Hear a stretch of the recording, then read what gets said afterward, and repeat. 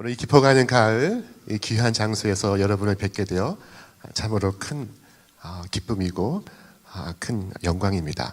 우리 옆에 계신 분과 한 번 다시 인사해 보겠습니다. 당신은 주님의 큰 기쁨이십니다. 네, 감사합니다. 예수님께서 행하신 놀라운 이적은 우리에게 잘 알려져 있습니다. 그 중에 가장 대표적인 이적이라 함은 아마도 물고기 2마리, 보리떡 5개로 5,000명을 먹이신 그 이적일 것입니다. 그 놀라운 이적 후에 예수님께서는 당신이 사랑하는 제자들을 다 강 건너편으로 보내십니다. 아마도 12명의 제자들은 그 벳세다 들녘에 머물고 싶었을 것입니다. 그런데 예수님께서는 그들로 나아가게 하십니다. 바다를 건너가게 하십니다. 어제의 열광과 어제의 승리에 안주하고 싶었으나 예수님은 그들을 앞으로 미래로 나아가게 하십니다. 오늘 본문의 말씀은 이 오병이어의 이적 이후에 일어난 한 사건을 우리에게 설명하고 있습니다.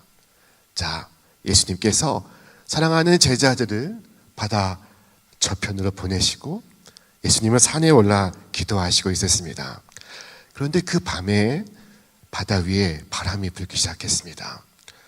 오늘 성경은 말씀하기를 바람이 그들을 거스러 불었다고 하고 있습니다. 이 거스르다 하는 이 표현은 이 적대적인 관계를 표현하는 것입니다. 우리 삶의 항로에 때로는 원치 않는, 우리를 거스르는 관계의 어려움과 재정의 어려움과 이 육체의 어려움이 닥칩니다. 자, 예수님께서는 거슬러 부는 바람 때문에 어려움에 빠진 당신의 이 제자들을 멀리서 보셨습니다. 그리고 그들 향하여 바다 위를 걸어오시고 있었습니다. 그런데 예수님의 제자들은 이 예수님을 알아보지 못했습니다. 그 밤에 다가오시는 예수님이 점점 더 크게 보일 때 그들은 무서움에 사로잡혀 소리질러 외쳤습니다. 유령이다. 유령이다. 자, 바로 조금 전까지 이적을 체험했던 그들이 아닙니까? 그들은 그들에게 다가오시는 주님을 인식하지 못하고 있었습니다. 그들 가운데 계신 주님을 깨닫지 못하고 있었습니다. 자, 그때 주께서 말씀하십니다. 안심하라. 내니 두려워하지 말라. 안심하라. 나다. 두려워하지 말라.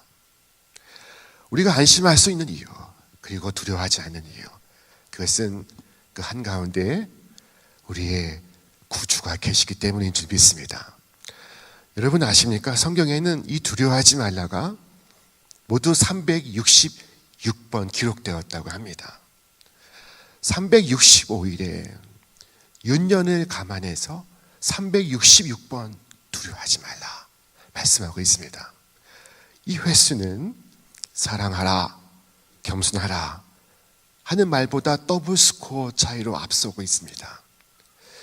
자, 그때 베드로는 주님께 고했습니다. 주여, 만일 주이시거든 내게 명하여 나를 걸어오라 하소서. 그때 주님은 베드로에게 오라 말씀하셨고 베드로는 그 부르심을 따라 물 위를 걷기 시작했습니다. 놀라운 역사의 현장이었습니다. 주께서 명하시니 그 바다는 반석으로 변했고 베드로는 반석 위를 걷고 있습니다. 자, 그런데 그 바다 위에는 바람이 불고 있었습니다.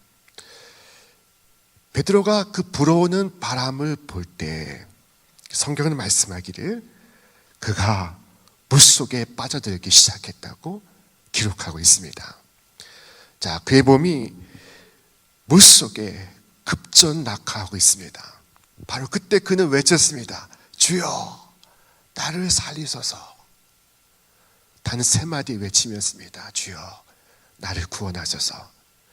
그때 주님께서는 즉시 손을 내미사 그를 붙드셨고 베드로를 배 위에 올리십니다.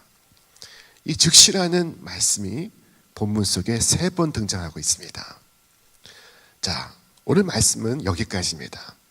오늘 저는 이 짧은 시간 여러분에게 물 위를 걷는 비법을 소개하도록 하겠습니다. 여러분 잘 듣고 한번 시험해 보시기 바랍니다. 어떤 분은 말하기를 물이 한 발 위에, 그러니까 한 발이 물에 빠지기 전에 그 다음 발을 즉시 디디면 된다고 하는데, 여러분 한번 꼭 테스트해 보시고 성공하시면 저에게도 말씀해 주시기 바랍니다. 자, 물 위를 걷는 비결, 그것은 3단계로 이루어져 있습니다. 첫째는 발이 배 밖으로 나와야 합니다.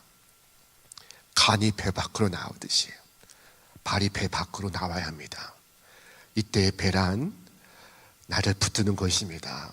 내게 익숙한 곳, 내게 편리한 곳, 내가 머물고 싶은 곳, 내가 안주하고 싶은 곳, 내가 주저앉고 싶은 곳입니다. 자, 그곳으로부터 내 발이 나와야 합니다. 이것은 고통스러운 결정입니다. 하나님께서 아브라함에게 말씀하시기를 너는 너의 고향과 친척과 아비 집을 떠나 내가 네게 지시할 땅으로 가라 하셨습니다. 그것은 그의 배로부터의 분리를 명하시는 것이었습니다. 그것은 고통스러운 결정이었습니다. 이것은 너무나 완전한 분리였습니다. 고향과 친척과 아비집이라는 이 3단계에 걸친 완전한 분리였습니다. 자, 그러나 주님께서는 오늘도 우리를 위하여 기도하십니다. 내가 세상에 속하지 아니함 같이 그들도 세상에 속하지 아니하였사옵나이다. 주님은 우리를 위하여 기도하시고 있습니다. 자, 두 번째, 물 위를 걷는 두 번째 단계는 여러분의 발이 배 밖으로 나왔다면은 그 발은 물 위에 디뎌져야 합니다. 여러분의 발이 허공에 머물러 있어서는 안 됩니다. 반드시 그 발은 물에 닿아야만 합니다. 자, 이스라엘 백성이 홍해를 건널 때 내디딘 첫 발이 있었습니다.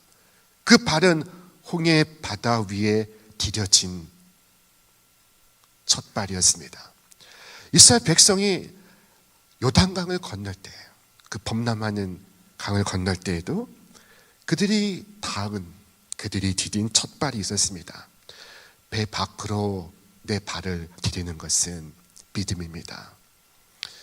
그러나 나의 이성은 배 안에 머물러 있으라고 합니다.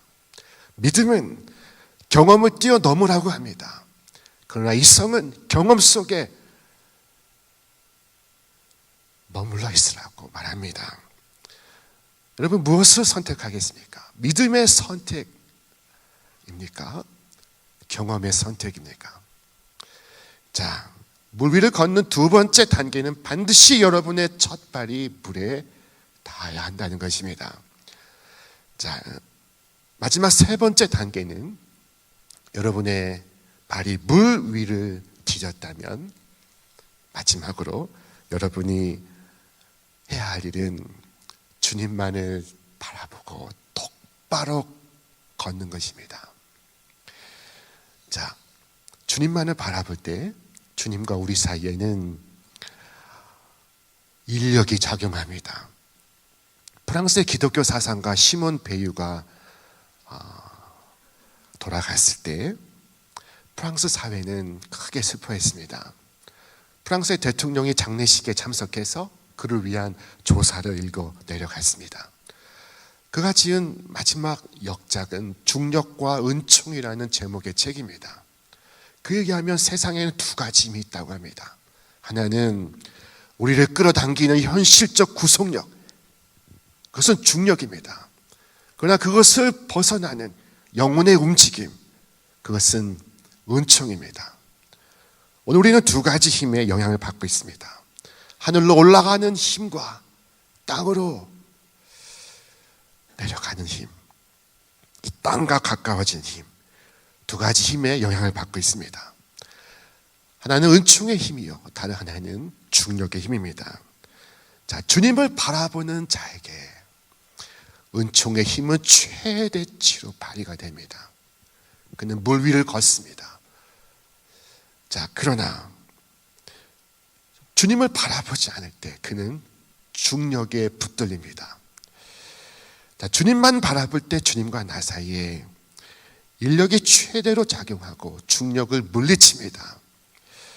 자, 그래서 주님을 바라볼 때 시험에 빠지지 않을 수 있습니다. 넘어지지 않을 수 있습니다. 유혹에 붙들리지 않을 수 있습니다. 믿음의 조상 아브라함은 죄악의 도성 갈대아 우르에서 살아갔습니다. 어느 날 그에게 하나님께서 말씀하셨고 그에게 명하셨습니다. 너는 너의 본토와 친척과 아비 집을 떠나 내가 네게 지시할 땅으로 가라. 아브라함은 이 부르심에 순종하여 주께서 주신 비전을 바라보며 그는 그 길을 걸어갔습니다. 수만리의 길을, 당시에 치안도 안보도 없던 시대 그는 국경을 넘었습니다. 자, 창세기 12장 5절 말씀, 아브라함이 가나안 땅으로 가려고 떠나서 마침내 가나안 땅에 들어갔더라. 이 얼마나 단순하고 간단하고 위대한 진술입니까? 성경에 등장하는 한 인물을 서술하는 가장 위대한 진술 중에 하나입니다. 아브라함은 가나안을 바라보았으며 그는 가나안에 들어갔습니다. 여러분, 모두가 그렇게 하는 것은 아닙니다. 이스라엘 백성은 가나안을 향해 나아왔으나 그러나 가나안에 들어가지 못했습니다. 그들이 떠나온 애굽을 그리워했고 애굽의 마늘과 파의 향기를 그리워했으며 그들은 광야를 맴돌다가 광야 위에서 죽어갔습니다. 앞으로 나아가지 못한 채 그들은 원을 돌 뿐이었습니다. 자, 철로 역정에 보면은 하나님께서 기독도에게 말씀하십니다. 그리스도인에게 주시는 말씀, 너 기독도야, 너는 이 장망성을 떠나라. 이 성은 장차 망할 성이다. 너는 장망성의 죄악을 떠나서 죄를 회개하고 새 나라를 향하여 나아가라. 자, 그러나 어떤 사람은 자기 의로 돌아서기도 하고 어떤 사람은 세상의 교훈을 따라가기도 하고 어떤 사람은 금광 앞에서 넘어지기도 합니다. 어떤 사람은 신앙 고백을 다 한 후에 배교자가 되어서 지옥의 뒷문으로 끌려가기도 하고 어떤 사람은 사자를 보고 놀라서 구원의 길을 후퇴하기도 합니다. 어떤 사람은 그리스도를 믿고 싶어 하지만 마땅히 감내해야 할 십자가를 감내하지 못합니다. 어떤 사람은 면류관을 쓰고 싶어 하지만 그러나 행해야 할 수고는 멀리합니다. 어떤 사람은 음탕 부인에게 돌아가기도 하고 어떤 사람은 이런 시험에 저런 시험에 넘어지기도 합니다. 자, 베드로는 그 바다 위에서 주님만을 바라보았습니다. 그는 주님만을 바라보며 걸어갔습니다. 그는 바다 위를 걷고 있습니다. 자, 그런데 갑자기 그가 물에 빠져들기 시작했습니다. 바다 위에 중력이 다시 무섭게 가동되기 시작했습니다. 이유가 무엇이었을까요? 이유는 간단했습니다. 바람을 보고 무서워 빠져가는지라. 상황은 바뀐 것이 없었습니다. 그 바다는 여전히 파도가 일었고 여전히 바람이 불고 있었습니다. 변한 것은 하나, 그의 시선이 옮겨갔습니다. 그의 구주에게서 그를 향해 불어오는 바람으로. 자, 무엇을 바라보느냐 하는 것이 이토록 중요합니다. 그가 주님이 아닌 물을 바라볼 때 그는 바다가 그를 끌어당기는 힘을 느꼈습니다. 그것은 피할 수 없는 중력의 법칙이었습니다. 우리가 낙심하고 절망한 이유는 여러분, 우리에게 능력이 없기 때문이 아닙니다. 우리는 언제나 능력이 없었습니다. 우리가 낙심하고 절망하는 이유는 우리 앞에 장애물이 있기 때문이 아닙니다. 장애물은 늘 언제나 거기 있었습니다. 우리가 넘어지고 절망하고 낙심한 이유는 주님을 바라보지 않기 때문입니다. 우리가 즐겨 부르는 복음성가, 너는 주만 바라볼지라. 너는 어느 곳에 있든지 주를 향하고 주만 바라볼지라. 싱글 포커스입니다. 초점이 하나입니다. 단일한 초점입니다. 자, 베드로는 주님을 바라볼 때 그 바다를 걷고 있습니다. 파도 위를 걷고 있습니다. 스데반은 주님을 바라볼 때 죽음을 넘어서고 있었습니다. 하늘이 열리는 것을 그는 보고 있었습니다. 주님은 최초의 2인칭입니다. 그 누구를 보기 전에, 그 어떤 상황을 직면하기 전에 내가 보아야 할 분은 바로 주님이십니다. 자, 언젠가 예수님께서 베드로와 야고보와 요한을 데리고 변화산에 오르셨습니다. 그리고 베드로는 그곳에서 놀라운 장면을 목격했습니다. 예수님의 모습이 변하시고 있었습니다. 그 얼굴은 해처럼 빛났으며 그의 옷은 도저히 희귀할 수 없는 흰 세마포 옷으로 변하고 있었습니다. 그리고 모세와 엘리야가 나타나 예수님과 대화를 하는 것이었습니다. 베드로는 황홀경에 빠져서 그가 알 수 없는 말을 했습니다. 주여, 여기가 좋사오니 조막 셋을 짓고 하나는 주를 위하여, 하나는 모세를 위하여, 하나는 엘리야를 위하여 하겠나이다. 자, 그러나 구름이 그들을 덮었고 그리고 하늘에서 음성이 들려옵니다. 이는 내 사랑하는 아들이요 내 기뻐하는 자니 너희는 그의 말을 들으라 하신지라. 그 구름이 걷히고 다시 보았을 때 그들의 눈에는 오직 예수만 보였습니다. 제 이웃교회 목사님은 이 말씀을 어느 아침 묵상하면서 그 아침에 울었다고 했습니다. 이 말씀 앞에서 여러분, 우리가 주님만 바라볼 수 있다면 우리가 얼마나 놀라운 삶을 살아갈 수 있을까요? 자, 믿음은 주를 바라보는 것입니다. 성경은 말씀합니다. 믿음의 주요 또 온전케 하신 이인 예수를 바라보자. 영어 성경은 Let us fix our eyes on Jesus, the author and perfecter of our faith. 우리의 믿음의 저자이시며 우리의 믿음을 온전케 하시는 예수에게 눈을 픽스하자. 우리가 아는 말이라는 짐승은 참 독특한 짐승입니다. 위험이 있고 그리고 멋진 갈기가 있습니다. 그런데 이 말은 여러분 놀랍게도 두려움이 많은 짐승입니다. 두려움이 너무나 많은 짐승입니다. 이 말은 두 눈이 양 옆에 달려 있으며 돌출되어 있어서 고개 돌리지 않은 채 350도를 볼 수 있습니다. 그런데 문제는 이 말의 시력이 약해서 사물을 있는 그대로 보지 않고 조각조각으로 모자이크처럼 인식을 한다는 것입니다. 자, 그래서 경주하는 말에게 사용하는 것이 이 눈 가면입니다. 말이 볼 수 있는 눈의 범위를 제한하는 것입니다. 눈 가면은 앞만 보고 달려가게 합니다. 앞만 보고 달려가도록 돕는 것입니다. 주님께서 우리에게 우리의 눈을 당신을 향해 고정시키라 말씀하십니다. 당신에게 두 눈을 고정하라 말씀하십니다. 여러분, 우리의 목표는 그리스도 예수입니다. 그리스도 예수를 바라보지 않고서는 우리는 방향을 잃고 달려가는 것과 같습니다. 우리에게 문제는 좋지 않은 시력으로 너무나 많은 것을 보고 있다는 것입니다. 자, 예수를 바라보지 않고 우리의 달리기는 잘못된 곳을 향하고 그 순간 인생의 경주가 아닌 인생의 방황이 시작됩니다.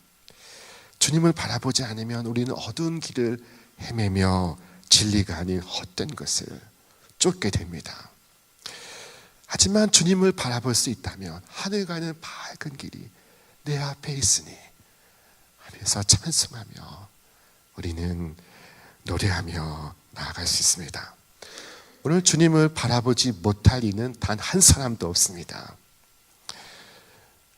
제 가까운 한 대학에서 재직할 때 대학 동문 중에 한 분이 소천하신 일이 있었습니다. 그를 위해서 학교에선 학교장으로 지냈습니다.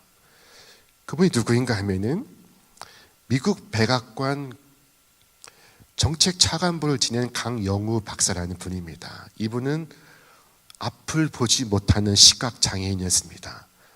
당시 한인으로선 미 행정부 최고위직에 올랐던 분입니다. 이분은 중학교 시절에 운동장에서 축구공에 맞아서 두 눈의 시력을 다 잃었습니다. 어떻게 그럴 수 있는지 이해되지 않습니다. 자, 그는 훗날 자신이 맹인이 된 것을 하나님께 감사했습니다. 그는 말했습니다. 내가 눈을 떴다면 나는 소년 가장이 되어 있을 것입니다. 그러나 나는 눈을 뜨지 못했기 때문에 주님을 바라볼 수 있었습니다. 저는 두 눈을 잃고 너무나 많은 것을 얻었습니다. 내 눈에는 오직 희망만이 보였습니다. 그가 남긴 유작이 내 눈에는 희망만이 보였다라는 제목의 책입니다. 여러분, 우리가 이 풍랑이는 이 세상을 멋진 걸음으로, 아름다운 걸음으로 걸을 수 있는 그것은 오직 주님을 바라볼 때입니다. 자, 놀랍게도 우리는 주님 바라보지 않고도 예배 드릴 수 있습니다. 주님 바라보지 않고도 봉사할 수 있습니다. 동생 마리아가 예수님의 발치에 앉아 예수님을 바라보고 있을 때 언니 마르다는 주님 바라보지 않고 열심히 일하고 있었습니다. 봉사하고 있었습니다. 그러면서도 예수를 제일 잘 믿는 사람으로 착각하고 있었습니다. 주님 바라보지 않고도 신학교 다닐 수 있습니다. 주님 바라보지 않고도 전도사가 될 수 있습니다. 여러분, 오늘 이 깊어가는 가을에 우리 자신을 돌아보는 이 계절에 내가 주님을 바라보고 있는지, 혹은 세상을 바라보고 있는지, 내가 주님과 함께하고 있는지 여러분 한번 점검해 보시길 바랍니다. 믿음은 주님을 바라보는 것입니다. 주님은 믿음의 주이십니다. 믿음의 저자라고 하셨습니다. 주님을 바라보면 믿음이 생겨나고, 주님을 바라보면 연약한 믿음이 온전해집니다. 주님은 믿음의 주요 온전케 하신 이라고 말씀하고 있습니다. 자, 주님을 바라볼 때 우리의 믿음은 점점 더 커져가고, 파도를 바라볼 때 우리의 의심은 점점 더 커져갑니다. 이 믿음과 의심은 정확하게 반비례합니다. 믿음이 있는 곳에 의심이 없고, 의심이 있는 곳에 믿음이 없습니다. 자, 주님은 베드로에게 말씀하셨습니다. 믿음이 적은 자여 왜 의심하였느냐. 주님은 바람을 책망하지 않으시고 베드로를 책망하시고 있었습니다. 믿음이 적은 자여 왜 의심이 네 마음에 가득하였느냐. 자, 믿음이 적은 곳에 의심이 없습니다. 이 의심을 이겨낼 증거는 없습니다. 그가 걸어온 지난 시간들이 하나님의 은혜임을 기억하지 못합니다. 왜냐하면 의심은 모든 증거를 삼켜버리기 때문입니다. 그래서 그 구조하려는 사람조차도 붙잡고 물속으로 끌어 들어갑니다. 자, 여러분, 이처럼 나의 믿음이 흔들릴 때 내가 할 수 있는 것이 무엇이 있을까요?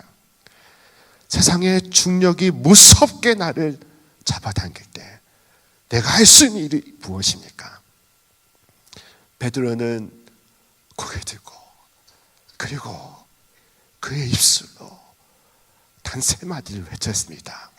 주여, 나를 구원하소서. 그가 부르짖는 그 순간, 그의 시선이 돌아오는 순간입니다. 그가 다시 주를 바라보는 순간입니다. 그의 구원은 즉각적으로 이루어졌습니다. 주님께서 즉시 손을 내미사 그를 붙잡으셨습니다. 자, 여러분, 오늘 주님께서 그를 붙드셨고 베드로가 주의 손을 잡고 배 위에 올라가는 것을 보십시오. 저는 코로나가 시작되기 직전 바로 그해 1월 달에 성지순례를 다녀왔습니다. 갈릴리 바다가 보이는 한 숙소에서 머물렀습니다. 그 밤에 그 바다 위에 바람이 많이 불고 있었습니다.